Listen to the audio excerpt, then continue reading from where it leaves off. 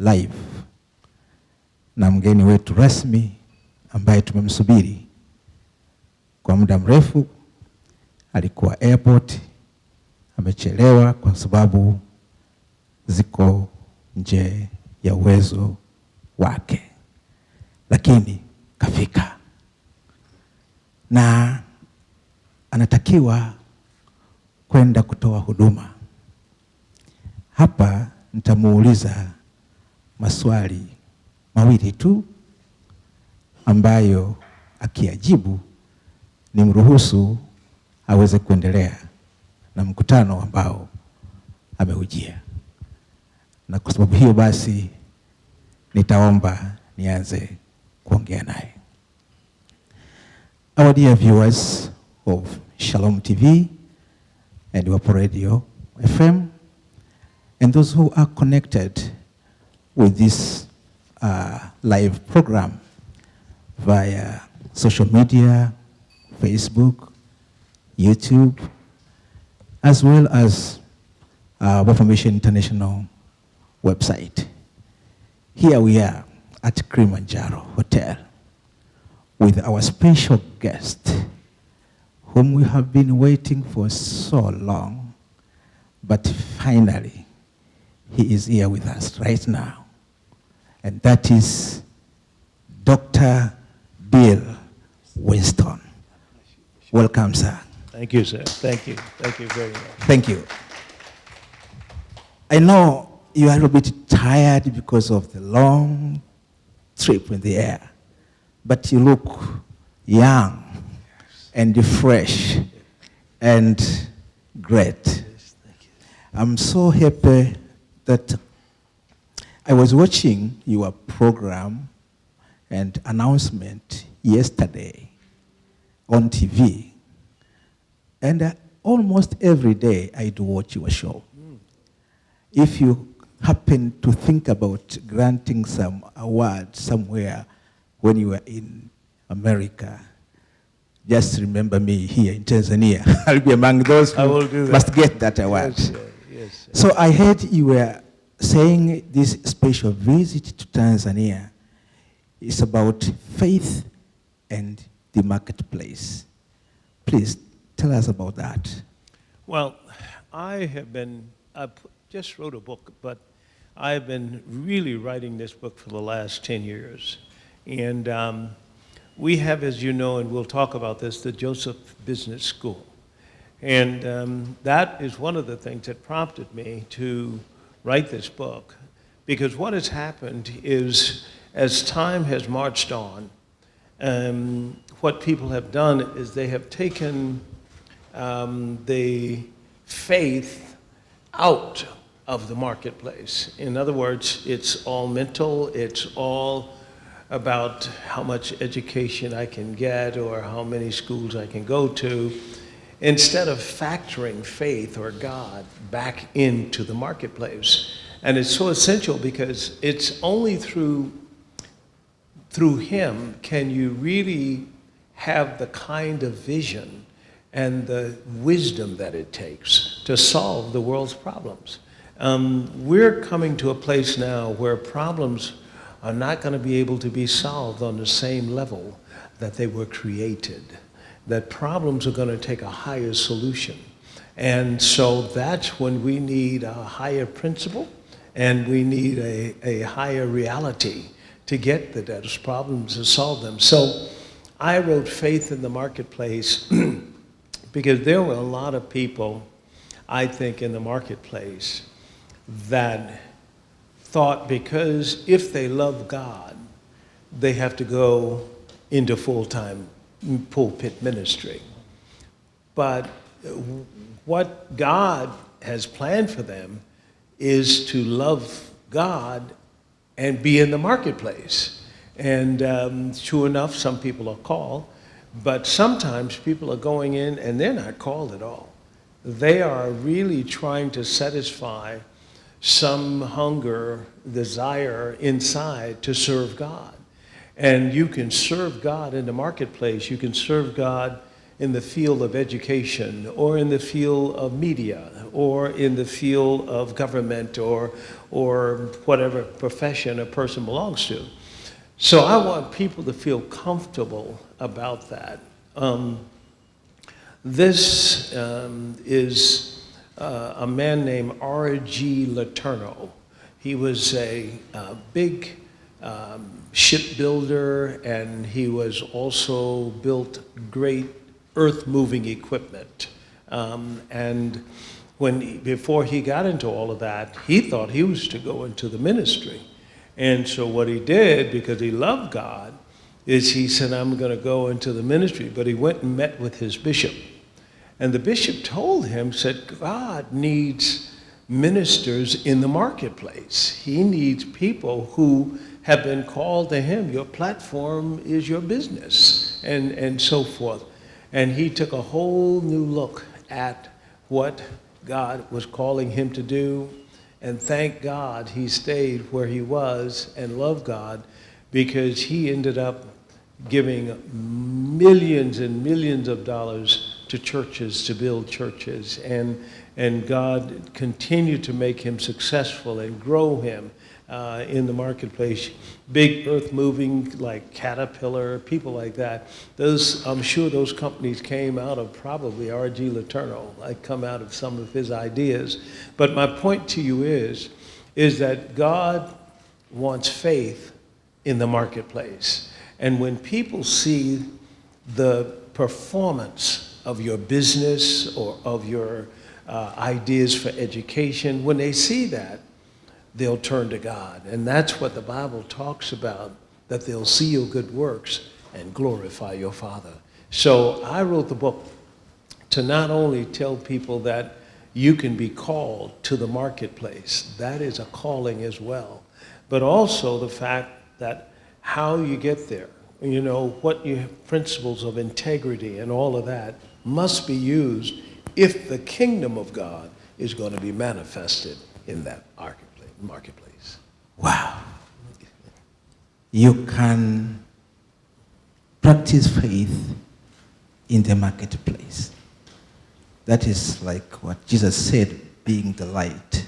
Yes. In the darkness. You just mentioned about the Joseph Business School. Yes, sir. And this is your second time to come to Tanzania. By the time you come for the third time, we'll make you a citizen of Tanzania. Because you look like Tanzanians anyway. Yeah. Tell us a little bit about Joseph Business School and how it is intended to raise or empower the economy in Tanzania.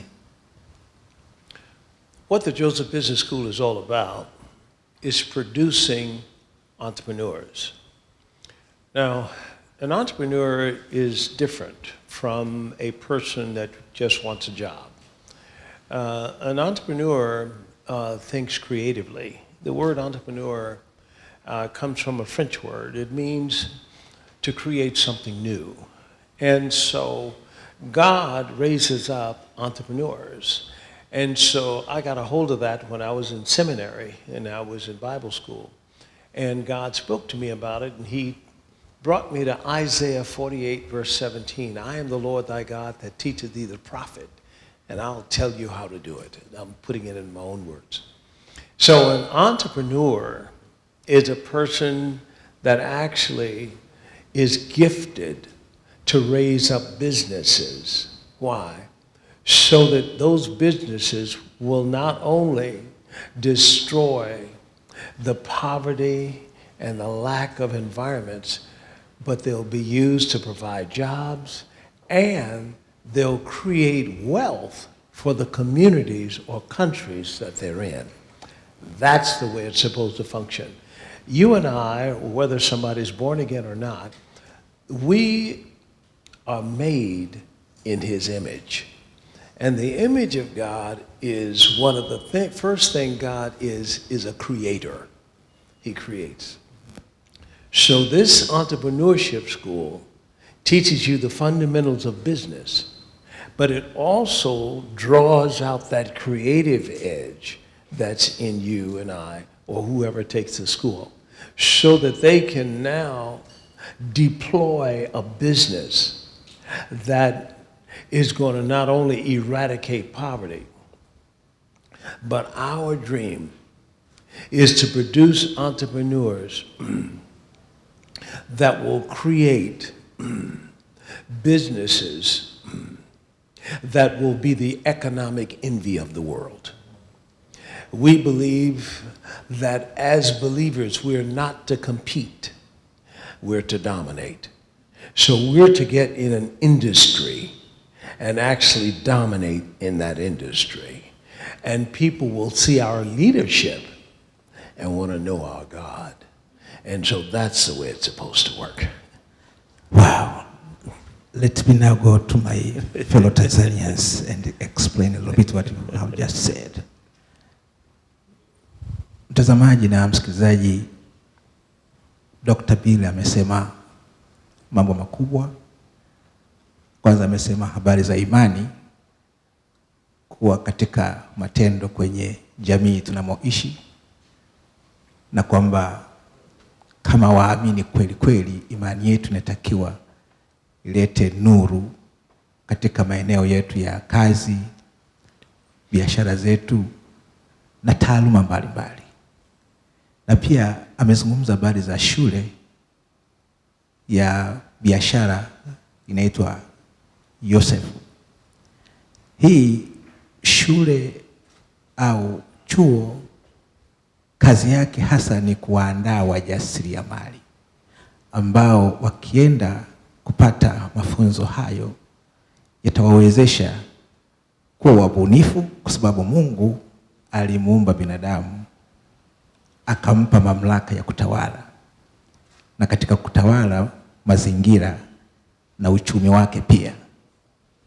Shule ya Joseph imekusudia kuandaa wajasiriamali watakaokuwa na ubunifu katika mambo ya uchumi, na hasa wajasiriamali waaminio.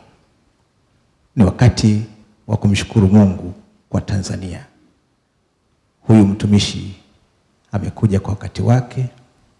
Kesho kuna kongamano litakalofanyika saa 10 mpaka saa 1:30 kwenye ukumbi wa mikutano wa Mwalimu Nyerere.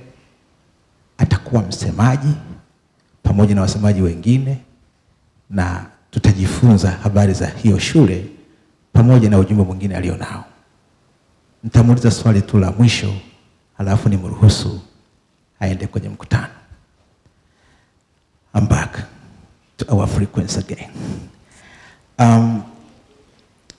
Tomorrow is a big day for us. We'll be right here for the national prayer breakfast with the national leaders plus the business community. And we thank God that you are here. God has brought you here for a divine purpose. Yes. This is not just a tour visit like a tourist. Yep. It's a divine connection. Yes. You are not here by chance. Yes. What you have in your heart that you're going to share with the national leaders, because most of us won't be here. There will be only those invited only. Can you please share with us what you have in your heart for the leadership of this nation, as well as the economic aspect, if you wish? Well, for the leadership, there were 12 spies, and they went to spy out the land. This is the land of promise. This is a rich land. And they came back, and 10 of them had an evil report. They said, we can't do it. Only 2 of them said we can. But look what happened. 10 people caused 3 million people not to get their inheritance. Just 10. What I want to do is turn that around. I want to, one, have the leadership to see a new reality. Because wherever you see is where you go. And if you have not gone anywhere, it's because you can't see anywhere. And so what I want to do is stir up the vision again in the leadership and have them to say, we are well able. The other thing I'd like to see is revival. I'd like to see not only a spiritual revival in this nation, but an economic one. I believe that this nation has so much potential that is like been hidden and kept down. I came from and born in Tuskegee, Alabama. That is a place where you have Tuskegee University, a predominantly black college. It was started by a man named Booker T. Washington, who was a visionary. He came to Tuskegee with nothing, but he began to turn out students that were millionaires. He turned out more self-made millionaires than Harvard, Princeton, and Yale combined. Now watch this. But because of his vision, he drew people. And one of the people that he drew was Dr. George Washington Carver. Now, Dr. Carver said that he goes into his laboratory, he calls it God's little workshop. And he goes in that laboratory and closes the door, and once he does, God pulls back the curtain. And he learned how to make 300 products out of a peanut, from face cream to children's crayons. Let me ask you, how many products can be made out of the things that grow here in this nation? You see what I'm saying? We got to take the lid off. We've got to take the straps off. We've got to free people's mind again. We've got to have that spiritual revival so God will speak to them again and show them how to make something out of nothing. That's why I'm here. Economic revival. Uamsho wa kiuchumi. Tumeomba sana uamsho wa kiroho, ni muhimu sana. Lakini changamoto ni uchumi. Tunahitaji uamsho wa kiuchumi. Na mhubiri wa uamsho wa kiuchumi yuko hapa. Tutakuwa naye kesho kutwa nzima mpaka Jumatano. Dr. Bill, thank you very much for this vision for Tanzania. We will be praying, and not only praying, but we are more than willing, Yes, to make your vision praise a reality Hallelujah. in Tanzania. Thank you, sir. Thank you very much. Now you are free to go to preach. Amen.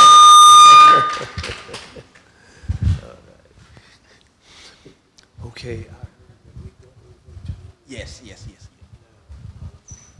Do I have time to go up and put on a shirt and tie? Yes, Can I do that? I think so. Okay. Nahitaji kubadilisha. Yeah. So